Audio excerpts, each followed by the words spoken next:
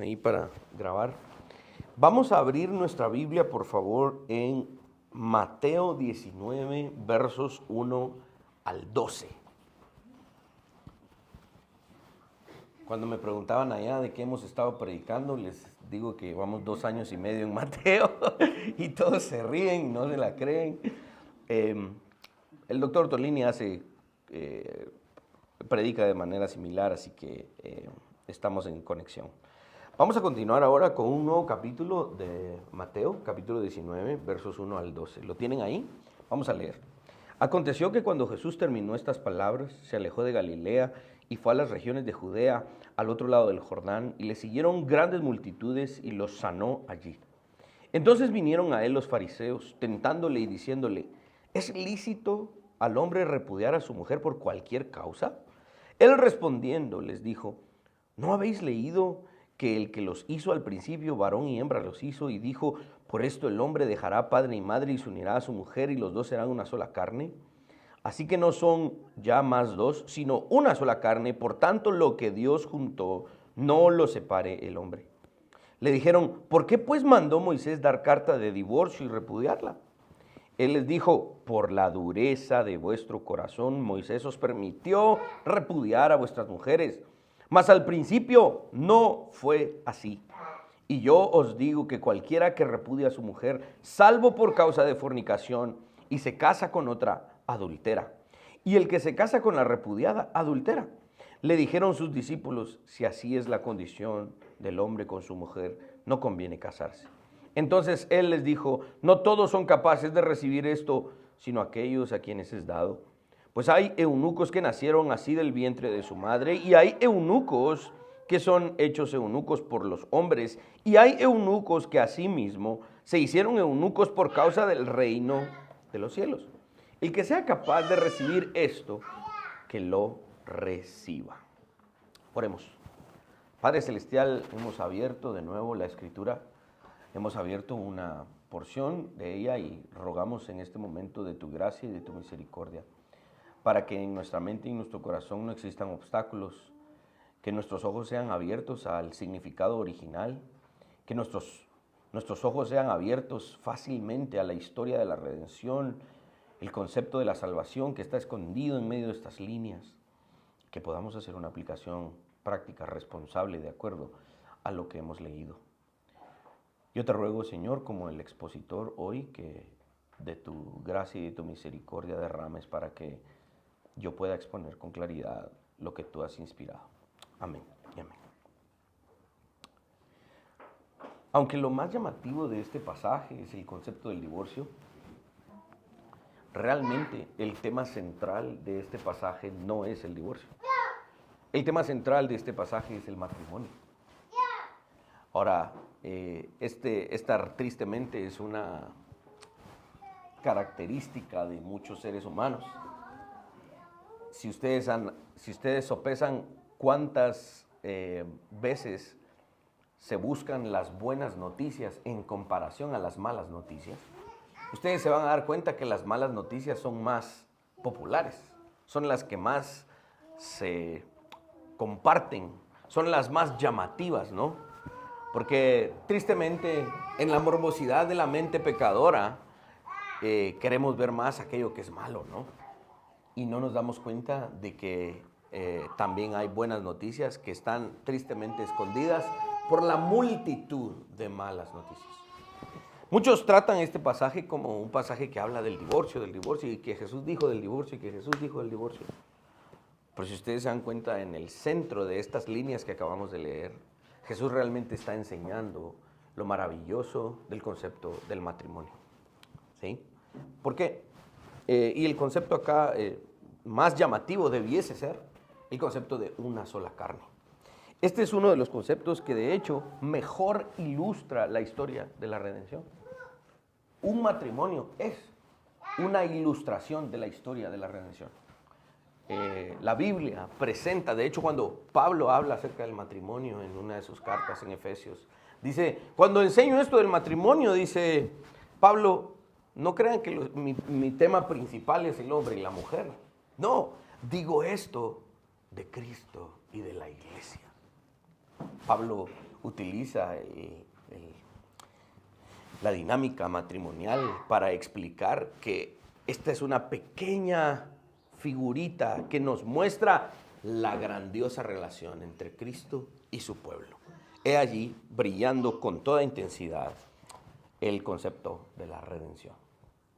Por eso es que en muchas partes ustedes van a ver que los matrimonios en la Biblia eran historias de redención. Entendiéndolo en su concepto, en su contexto original, una mujer soltera, era una mujer virgen, ¿no?, que no se había casado. Ella estaba esperando, sí, por un varón, sí, por un príncipe azul, sí, por alguien, un hombre que se casara y la amara. Pero más que todo, realmente en la economía judía, una mujer soltera estaba esperando ser redimida por un hombre. Porque si una mujer soltera nunca la pedían en matrimonio, estaba condenada a ser una mujer soltera y obviamente sin una ayuda, sin alguien que la ayudara. Una mujer soltera en la economía judía era muy complicado. Entonces, cuando una mujer finalmente era pedida en matrimonio, esta mujer decía, ha llegado el tiempo de mi redención. Y díganme si no, esa es la historia de la iglesia. Si la iglesia es la novia de Cristo y estamos esperando su segunda venida, ¿qué estamos esperando? Finalmente, la consumación completa de nuestra redención. Esta es la historia de la salvación, de nuevo, en estos pequeños detalles. Aunque Jesús ha hecho algunas excursiones en las áreas gentiles, si ustedes se dan cuenta, desde Mateo 3, cuando Jesús empieza con su ministerio a sanar enfermos y todo lo demás, está sanando en las regiones de Galilea y también va a algunas otras regiones que están fuera de los límites de Galilea o de Judea. Ahora Jesús va a empezar su camino final en su ministerio terrenal y empieza a dirigirse hacia Judea o hacia Jerusalén, ¿sí? El lugar en el que va a terminar su ministerio es el lugar en donde va a morir, va a resucitar y va a ascender. A menudo se le pide, no sé si ustedes han visto esto sucede muy constantemente, sucede un evento muy llamativo en el mundo. Israel entró en guerra contra Hamás, Israel entró en guerra contra no sé quién, no sé cuándo. Entonces vienen los canales de noticias y empiezan a llamar a expertos, ¿no? ¿Qué opina usted? Entonces, hoy empiezan a entrevistar a que es un experto. Vamos a llamar a otro experto. Entonces, empiezan a llamar a los expertos a dar sus opiniones. Hay bloqueos en Guatemala que bloquearon los 48 cantones, no sé qué. Entonces, los canales de televisión y las emisoras de radio empiezan a llamar expertos para dar, ¿qué? Sus opiniones. Okay. En este pasaje hay que entender el contexto del debate rabínico. Los rabinos estaban constantemente debatiendo este asunto. Entonces encuentran a Jesús, vamos a preguntarle su opinión. Vamos a preguntarle la opinión a este experto. Porque este debate era un debate realmente agitado entre dos escuelas de rabinos. Ahorita voy a hablar un poquito de ellos. Cristo está en la cima de su ministerio público, ¿no? Jesús ahorita ya no puede entrar a las ciudades porque se aglomera la gente de manera estrepitosa, ¿no? Jesús es, en los ojos de muchos en ese momento, una celebridad. Es demasiada la multitud que le sigue. Y entonces la gente le empieza a presionar por sus puntos de vista. A ver, ¿qué piensa este Jesús de esto? ¿Qué piensa este Jesús de lo otro? Y si ustedes no se aburren y siguen viniendo a las prédicas, vamos a seguir viendo cómo le hacen a Jesús preguntas difíciles. Y esta es la tónica. El objetivo es encontrar a Jesús en una contradicción. No lo lograron hacer. Este es uno de ellos, ¿no? El tema del divorcio. Y Jesús responde en una tónica como quien dice, bueno, para que conste, ¿sí? Para que conste lo que está escrito en la ley y que yo respeto la ley pero ustedes la han malentendido, esta es mi respuesta. Y esto es a lo que nos vamos a enfrentar en este pasaje.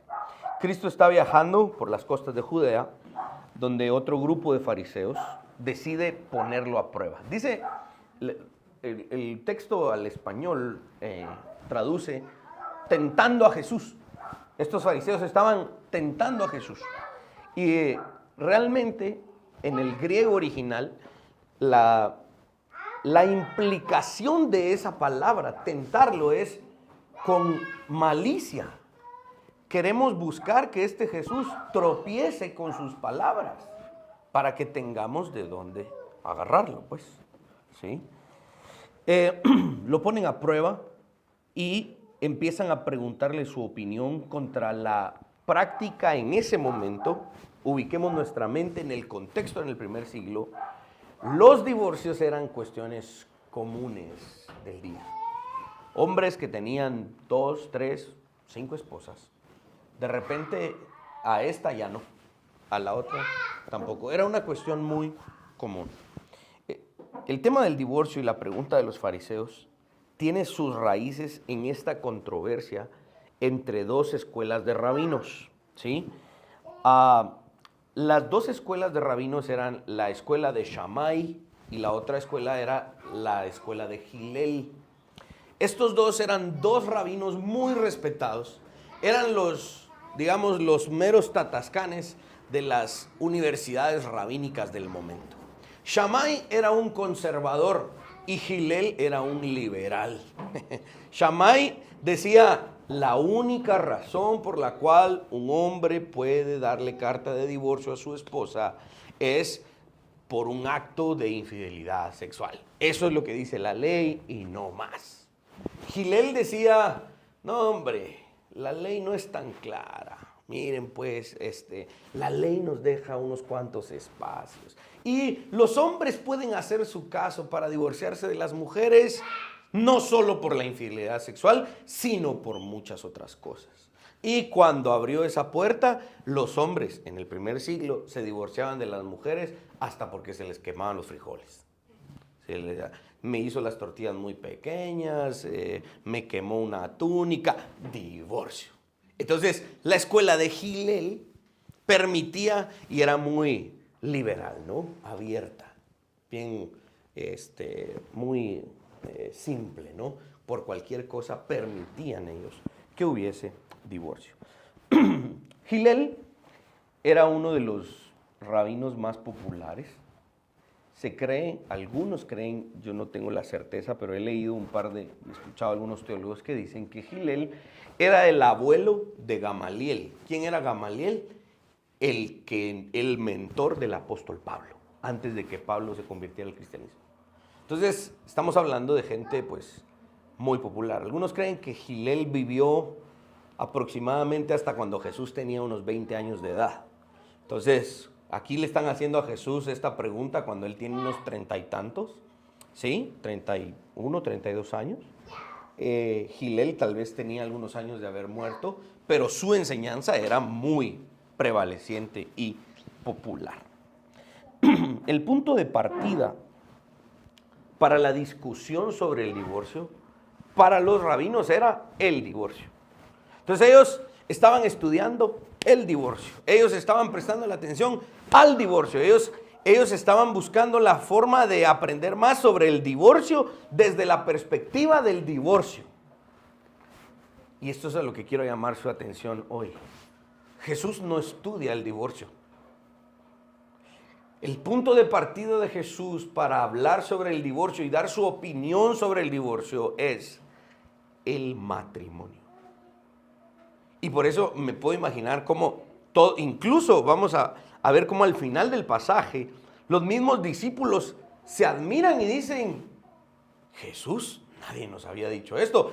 Si la cosa es así de seria, mejor ni me caso. Me imagino yo a Pedro ahí, yo ya me casé, ¿va? Pero ¿qué otra va? Pero el punto es, Jesús dice, miren, ustedes están analizando el divorcio desde el divorcio. Y Jesús les dice, miren, realmente hay que ver el tema del divorcio desde la perspectiva original del matrimonio. Es una metodología diferente la que Jesús realmente estaba haciendo. Jesús llama la atención a sus oyentes a que presten atención a la intención original del matrimonio para entender mejor la controversia del divorcio. Y recordemos que esta controversia es entre rabinos. La Biblia nunca propone el divorcio como una controversia. Solo porque me pica la lengua se los voy a decir de una vez. El divorcio realmente es algo que Dios permitió. Dios concedió una licencia para que el pecado no siguiese destruyendo a las personas involucradas. Dios nunca ordenó el divorcio. Vamos a ver al final en la conclusión que el divorcio fue una licencia, el último recurso cuando ya no hay chance de restauración. Pero en la Biblia hay más enseñanza sobre el matrimonio que sobre el divorcio. ¿Pero qué hacían los fariseos? Hablemos del divorcio y del matrimonio. Ah, sí, cásense, ¿va? Pero no enseñaban. Jesús está diciendo, recuerden la intención original del matrimonio y les va a ser más fácil entender la controversia del divorcio. Para Jesús era necesario recordarles qué era el matrimonio. Un vínculo de vida entre un hombre y una mujer. El debate rabínico, tristemente, estaba buscando cómo desligar a un hombre y a una mujer de su pacto. Jesús estaba enseñando cómo ese pacto se debe de mantener y hacer todo lo que se pueda con tal de que no se disuelva. ¿Me van siguiendo? La forma de Jesús de atacar esto es diferente. El divorcio está permitido debido a la caída, algo que el Padre bondadosamente permitió, ¿sí? En los casos en el que el pecado ha destrozado gravemente la unión del marido y la mujer. Dios permite el divorcio en circunstancias específicas para ayudarnos a soportar los efectos del pecado. La salida del divorcio realmente es un asunto de gracia. Es una concesión de misericordia de Dios para que las personas no sigan soportando los efectos del pecado. Si el mal no hubiera entrado al mundo, no habría relaciones rotas, por tanto no habría divorcio. Pero el pecado entró en el mundo. Ahora, Cristo insiste en que Dios pretende que el vínculo matrimonial sea monógamo, es decir, entre un hombre y una mujer. Tristemente, la poligamia se practicaba allí y era algo que la Biblia no había autorizado, ¿verdad? Por eso Jesús dice en el verso 6, lo que Dios ha unido, no lo separe el hombre. El énfasis de Jesús está en la unión matrimonial, no en la separación o en la forma de la separación. Los fariseos responden entonces y dicen, sí, te entendemos, Jesús, entendemos que vos estás más interesado en el matrimonio que en el divorcio. Pero otra vez, fariseos astutos, ¿no? Y finalmente hijos de Satanás, porque esa es la forma en la que la Biblia los presenta. Los fariseos en el verso 7 les dice, ¿por qué entonces Moisés mandó a los hombres dar carta de divorcio a sus mujeres? Vean la astucia de la pregunta. Yo les pregunto, ¿Moisés mandó? ¿Moisés dio este mandato? No, Moisés no mandó. Moisés permitió. Es diferente. Y permitió por el punto tal vez más importante que hoy quiero tratar, por la dureza del corazón del hombre. Moisés no mandó.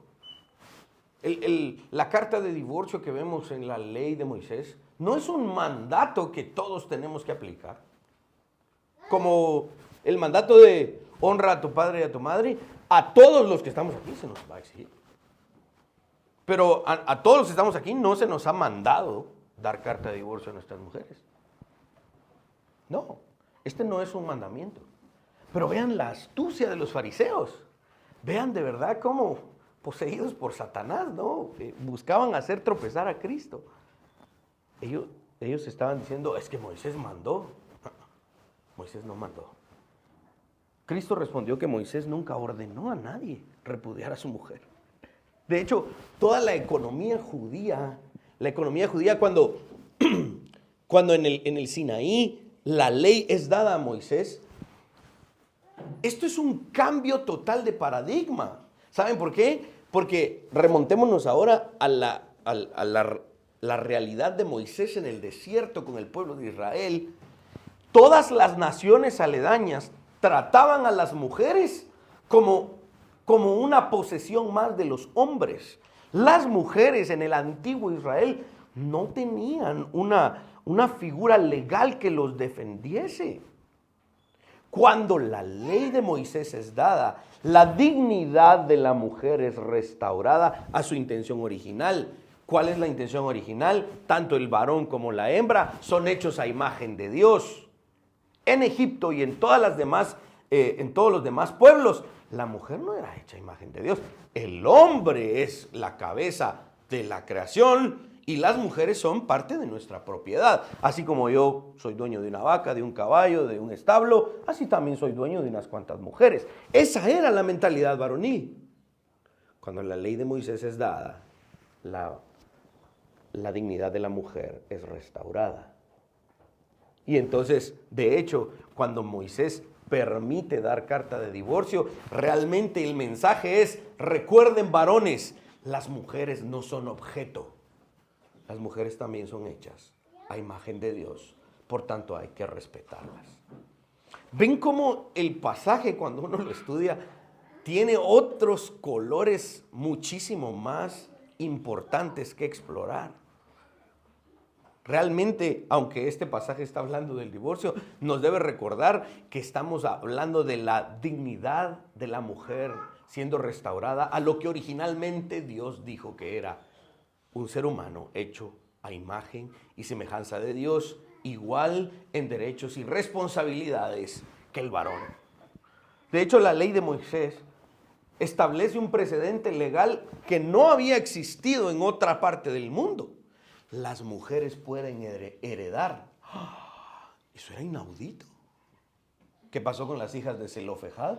Se acercaron a Moisés y dijeron, mira Moisés, nuestro papá solo tuvo hijas, ¿va? Muchacha, ¿va? Solo niñas, ¿va? Solo niñas. ¿Y entonces qué? El nombre de nuestro papá se va a perder y todas las propiedades de él se van a perder. Entonces Moisés dice, bueno, yo estoy viendo que este Dios está elevando la dignidad de la mujer. Déjenme, voy a preguntar.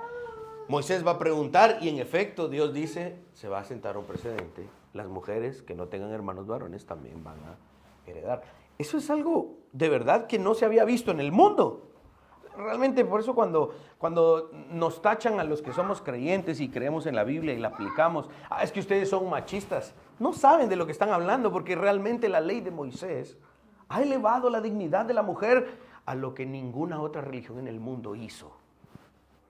Entonces cuando estamos hablando de esto, estamos hablando de que Moisés está recordándole a los varones, las mujeres con las que ustedes se casaron son valiosas, no las traten como una propiedad más. Entonces, de alguna manera, vean cómo la base de la redención, la gracia y la misericordia nos ayuda a entender el concepto del divorcio, incluso desde una perspectiva que no lo habíamos entendido. La gente generalmente escucha la palabra divorcio y dice, malo, malo, malo. Pero realmente la palabra divorcio nos ayuda a recordar la gracia de Dios para con las mujeres. Y eso es algo que debemos agradecer. Ahora, Jesús, en efecto, da una correcta interpretación de lo que Moisés dijo. Los fariseos estaban mal interpretando lo que Moisés dijo. Jesús ahora le da la correcta interpretación y esta es la dinámica de Jesús desde el Sermón del Monte. Él es el Moisés definitivo. Si Moisés fue el dador de la ley, Jesús es no solo la fuente de la ley, sino aquel que expuso el significado pleno de la ley. Eso es lo que Jesús está haciendo otra vez acá. Jesús insiste en que la única causa justa para el divorcio es la fornicación o la inmundicia. Y esto es cualquier forma de pecado sexual. Ahora, y esta forma de disolver el pacto matrimonial, que es el último recurso, realmente era para defender a la parte inocente. Porque aquí no está hablando solo de que la mujer es la que hizo mal, y generalmente vemos este pasaje como tal. ¿Qué hubiese pasado cuando un hombre era el que había pecado sexualmente? Este era un criminal y había que apedrearlo. Y la mujer, antes de apedrearlo, le decía a ese hombre, dale carta de divorcio a ella para que ella sea capaz de demostrar su inocencia. Esto no es este pasaje no es para hablar de las faltas de las mujeres. Este pasaje es para hablar también de la falta de los hombres y de lo duro que los hombres también podían ser. Y este es precisamente el punto que Jesús ataca y dice, la dureza de vuestro corazón. Por eso ayer cuando publiqué la noticia de que íbamos a estar enseñando sobre este pasaje, puse precisamente estas tres cosas. Jesús, obviamente, de Él es quien hablamos y a Él nos apegamos en su enseñanza. El tema del divorcio, que es muy llamativo. Pero el punto es el tema de la dureza del corazón. Porque muchos leen hasta el tema de, sí, había que darle carta de divorcio a una mujer. Pero la razón es importante. Y dice Jesús, esto fue dado en la ley porque ustedes son duros de corazón. Jesús hablando a los fariseos. Ahora, en el griego original, la palabra duro de corazón implica una obstinación y una inflexibilidad. ¿Sí? No sé si yo pocas veces, porque no soy un hombre del campo, ¿no? Del rancho y eso, pero los dichos famosos, ¿no? Ya está montado en el macho y nadie lo baja, ¿verdad? Ese tipo de dichos. Porque cuando uno de verdad mira ese tipo de animales que nadie los mueve, ¿verdad? Que ya están tercos y están empecinados en pararse ahí o ir en esa dirección y son totalmente obstinados. Esa es la implicación de la palabra que Jesús está diciendo. ¿Saben por qué Moisés permitió el divorcio? Porque ustedes son como esos animales, duros de corazón. Este es el problema. Y esto es el famoso contraste de la Biblia que siempre es maravilloso enseñarlo y recordarlo. Los que hemos sido deportistas, porque yo he sido deportista, de verdad, crean. A veces me he lastimado que un pie, un tobillo, una mano. Que nos mandan a veces los doctores el contraste, ¿no? Agua caliente, agua fría, agua caliente, agua fría. ¿Para qué? Porque ese contraste sana. En la Biblia encontramos precisamente esos contrastes para la sanidad de nuestra mente y de nuestra alma. ¿Qué vemos acá? Vemos aquí al pecador otra vez inflexible, obstinado en decir, no voy a obedecer a Dios. Vemos el cuadro del hombre endurecido versus el Dios tardo para la ira y amoroso y misericordioso, que extiende, a pesar de que el divorcio no debiese existir, extiende misericordiosamente una salida para que el pecado no siga destruyendo a las personas involucradas. De nuevo aquí podemos ver la historia de la redención en este contraste entre los hombres pecadores y duros de corazón y el Dios todopoderoso, misericordioso, siempre dispuesto a perdonar. La visión de Cristo, de Jesús sobre el matrimonio y el divorcio, sorprende incluso a sus discípulos, ¿no? Y responde entonces, me imagino Pedro, ahí tal vez fue el primero, ¿no? No lo dice la Biblia, pero ya hemos visto cómo Pedro responde en otros pasajes. Y dice, si así es la situación del hombre con su mujer, bueno es no casarse, dice Pedro, o los discípulos. Probablemente estos empezaban a pensar en las muchas restricciones que entonces un hombre casado tendría en la vida. En lugar de refutar sus palabras, Jesús entonces invita a sus discípulos a considerar la posibilidad de permanecer solteros. ¿sí? Y en la aplicación vamos a hablar de estos dos puntos, cómo el casado y el soltero de verdad son necesarios para el avance del reino y cómo tanto los casados como los solteros pueden servir a Dios. Y de hecho deben hacerlos, ¿sí? Am, Jesús cita el ejemplo de los eunucos. En algunos casos, algunos nacen con órganos sexuales deteriorados y por lo tanto no podían procrear, ¿verdad? No podían engendrar.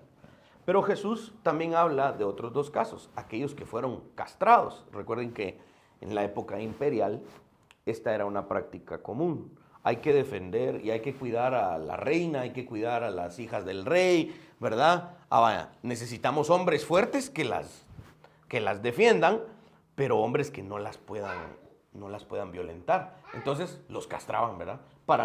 Para que estos hombres no pudieran hacerle nada a las mujeres de la familia real. Pero Jesús también hace referencia a un tercer tipo de eunuco, aquellos que se hicieron eunucos por amor al reino de los cielos, dice Jesús. La referencia de Jesús es a aquellos hombres que no teniendo problemas en sus órganos sexuales y teniendo toda la libertad para buscar una mujer y casarse, finalmente decidieron no hacerlo para poder servir solteros a la obra del reino. La referencia de Jesús a la creación y sus restricciones sobre las bases legales del divorcio refutan cualquier deseo de encontrar alguna laguna, algún hoyo en la ley para poder hacerlo, ¿sí? La gente estaba buscando escapar de sus uniones matrimoniales. Jesús dice y les recuerda, al principio no era así. Y si ustedes realmente son mis discípulos, ustedes no van a querer divorciarse, ¿sí? El matrimonio debe ser apreciado de todo corazón. No se debe prescindir de él mientras intentemos inútilmente, supuestamente, buscar una felicidad. Y de verdad los que somos regenerados por la obra de Cristo y nos casamos, lo hacemos porque realmente tenemos el deseo. Por ejemplo, a mí me encanta estar casado con Cindy. A ella, de repente, ahí Cindy les va a mandar una queja. No le hagan caso cuando les mande esta queja. Es que William mucho me abraza, mucho me besa. ¿Sí? ¿Y qué? Porque yo disfruto estar casado con ella. Yo amo esto. Entonces, aquellos que estamos en Cristo, no estamos buscando divorciarnos. Amamos a nuestras esposas. Anhelamos estar con ellas. Hay un término en inglés, homesick. Si se traduce al español es como la enfermedad del hogar. Cuando uno está lejos, uno tiene homesick, ¿verdad? Uno quisiera estar en su hogar, ¿verdad? Y créanme, después de una semana a mí me dio homesick, ¿verdad? Allá yo en Mississippi metido en un hermano de la iglesia tiene su propiedad de 14 acres, ¿va? Y que hicieron una gran fogata y una barbacoa. Increíble, ¿va? Había comida, yo no quería comer. Imagínense, eso estaba mal. Estaba mal. Me sentía mal. ¿Por qué? Porque los hombres que estamos en Cristo, por su gracia y su misericordia, no estamos buscando deshacernos de nuestras mujeres. A veces nos sacan de onda, pero solo a veces, o sea, son bromas. Y hemos de aceptar que nosotros también sacamos de onda a las mujeres, ¿verdad que sí, hermanos? Sí, amén, dice. Pero el punto es, yo no ando buscando artículos, escuchando conferencias, ¿cómo me podría yo, si se me da la oportunidad, cómo me separo de Cindy? Yo no ando buscando eso. Yo ando buscando cómo agradarla más, cómo besarla más, abrazarla más, aunque le caiga mal. ¿Qué me importa? Porque eso es lo que anhelamos, eso es lo que deseamos los hombres del reino. No estamos buscando lagunas en la ley para deshacer nuestra unión matrimonial. ¿Ven la importancia de estudiar estos pasajes? Como se ve en el pasaje de hoy, los discípulos malinterpretaron el valor inherente del santo matrimonio. ¿Qué comentario ese de los discípulos? Ay, Jesús, si así es la cosa, mejor no me caso. No, al contrario, queremos hacerlo, aunque no decimos que es sencillo. Sí, el matrimonio tiene sus dificultades, pero lo hacemos. Sí, lo hacemos porque amamos al Señor y amamos a nuestras esposas. En realidad, este es el objetivo del pasaje. Jesús está diciendo que es necesario el matrimonio, porque si no, Dios no lo hubiera instituido desde el principio. Una de las primeras cosas que Dios hizo fue instituir el matrimonio. Y se espera que la historia de la humanidad termine con un matrimonio, con las bodas del Cordero. Cristo no niega por completo la verdad de esta respuesta. Ahora también examinemos ese punto. El ser soltero también puede ser algo que alguien desee y no está mal. Cuando alguien diga, no, yo sí sería bonito casarme y todo, pero yo pienso que le sirvo mejor a Dios como soltero, Jesús está diciendo, sí, es algo que también está bien. El mismo apóstol Pablo también lo trata en una de sus cartas a los Corintios. Y dice, mejor le sería al hombre no tocar mujer, en el sentido de cumplir con su labor en el reino, ¿sí? No está hablando de, sí, pues mejor no te sería tocar mujer, o que empiezan a pedir, no, Pablo no está hablando de eso. Pablo no está diciendo, mejor te sería mejor no tocar mujer porque todo lo que vas a gastar. Pablo no está diciendo eso. Y tampoco es cierto. Pablo está diciendo en el contexto de cumplir con su labor en el reino. El casado tiene más dificultades porque está ocupado de los retos que el matrimonio presenta. Y espérense que vengan los niños. Ahora, aún cuando los matrimonios pueden ser imperfectos, la soltería puede ser una alternativa, pero no una solución al matrimonio, porque el matrimonio no es un problema. El matrimonio puede experimentar un problema, o muchos, pero el matrimonio no es un problema en sí mismo. El matrimonio es la institución perfecta que Dios estableció para el avance de su reino. La única forma legítima y santa de cumplir con el mandato cultural, el mandato original de fructificar, llenar la tierra y sojuzgarla, la única forma, la única vía legítima y santa es el matrimonio. ¿Sí? No se puede como aquellos hombres que tienen hijos con diferentes mujeres. Esa no es una forma legítima de cumplir con el mandato original. Este famoso jugador de Brasil, Roberto Carlos, tiene 11 hijos con 7 mujeres diferentes. Y sale a veces hasta medio jactándose del asunto. No, esa no es la perspectiva bíblica. Se reprodujo, pero mal, ¿va? Terrible, ¿verdad? No, la forma santa es haciéndolo a través del matrimonio. Jesús da a entender que el matrimonio es la norma.